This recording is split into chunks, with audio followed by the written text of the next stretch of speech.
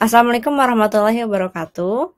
Kali ini kita akan membahas mengenai RPP yang didasarkan atas komponen-komponen RPP yang di video sebelumnya udah kita bahas ya.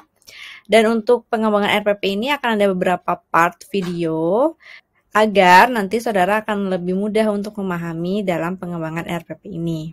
Nah, berdasarkan komponen RPP yang udah kita pelajarin di video sebelumnya, itu yang pertama, kita harus menuliskan identitas sekolah. Nah, seperti di layar ini ya, kita harus cantumkan nama sekolahnya. Misalnya SMA Negeri 1 Padang misalnya. Jadi harus jelas dalam penulisan sekolahnya tersebut, identitasnya itu. Jadi ada di sekolah mana. Bisa dilihat di layar ini. Jadi nanti setelah penulisan seperti ini langsung nanti ada sekolah dan silahkan diisi di sekolahnya sekolah mana. Nah, kemudian yang kedua ialah identitas mata pelajaran atau tema atau subtema mencangkup kelas, semester, kemudian materi pokok dan alokasi waktu berdasarkan silabus yang kita udah buat sebelumnya. Jadi disesuaikan dengan keperluan pencapaian kompetensi dasar ya untuk identitas mata pelajarannya ini.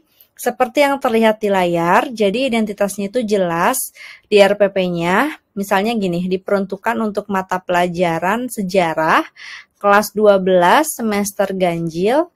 Kemudian materi pokoknya respon internasional terhadap proklamasi kemerdekaan Indonesia. Tahun ajarannya 2021-2022 dan alokasi waktunya 6 minggu gitu dengan masing-masing minggunya 4 jam pelajaran dan 1 jam pelajarannya 40 menit gitu. Jadi memang di sini detail gitu ya. Jadi untuk alokasi waktunya disesuaikan ya dengan kebutuhan dan juga dari silabus yang udah dibikin. Misalnya di sini kan contohnya 6 minggu, bisa juga ada yang 2 minggu, ada 3 minggu, jadi dilihat dulu silabusnya seperti apa. Jadi RPP itu harus jelas identitasnya seperti yang ada di layar ini. Nah, kemudian untuk yang ketiga ialah kompetensi dasar dan yang keempat ialah indikator pencapaian kompetensi dan ini juga komponen yang harus ada pada RPP. Nah, yang dipaparkan tidak saja kompetensi dasar ya, tapi juga kompetensi inti seperti yang dilihat di sini. Jadi ada KI-nya juga. Kemudian kompetensi dasar ialah kemampuan minimal yang harus dikuasai peserta didik dalam mata pelajaran tertentu.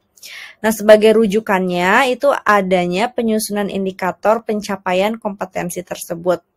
Jadi ini dalam Permendikbud nomor 22 tahun 2016 itu menjelaskan bahwa indikator pencapaian kompetensi dan tujuan pembelajaran itu disusun oleh guru dengan merujuk pada kompetensi dasar. Nah, guru itu harus menjabarkan kompetensi dasar itu menjadi perilaku yang lebih spesifik, kemudian operasional, teramati, dan terukur. Nah, untuk mengukur perilaku spesifik peserta didik ini dirumuskan dengan indikator pencapaian kompetensi. Dan untuk indikator ini harus diurutkan ya dari KKO-nya atau kata kerja operasionalnya, dari yang terendah hingga yang tertinggi. Tapi ingat, jangan sampai terlalu tinggi indikatornya.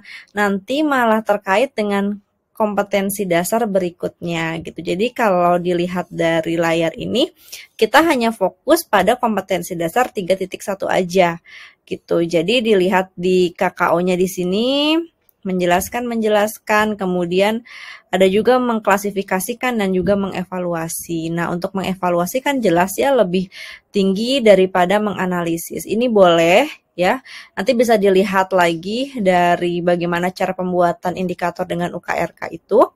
Nah, dan indikator ini dijelaskan dengan detail, sehingga sebagai guru itu dapat dengan mudah mengidentifikasi kemampuan peserta didiknya. Misalnya nih yang udah ada di layar, misalnya kita menyatukan indikator ke-1 yang ini sampai ke-3 gitu. Jadi misalnya menjelaskan pengakuan kemerdekaan RI dari Mesir, India, dan Australia. Maka guru itu akan kesulitan nanti menentukan kemampuan peserta didiknya gitu. Jadi kita pisahkan ya dalam indikatornya, misalnya peserta didiknya ini sudah dapat menjelaskan mengenai pengakuan kemerdekaan RI dari Mesir gitu kan, tapi belum dapat menjelaskan pengakuan dari India dan Australia. Jadi akan lebih mudah guru itu mengidentifikasi peserta didiknya sudah menguasai indikator yang mana saja gitu. Jadi memang di sini harus dibikinnya lebih spesifik dalam indikator. Dan ditulisnya itu semakin bawah itu semakin tinggi KKO-nya, tapi ingat masih dalam cakupan KD tersebut. Nah, sekian penjelasan dari saya mengenai materi kali ini. Wassalamualaikum warahmatullahi wabarakatuh.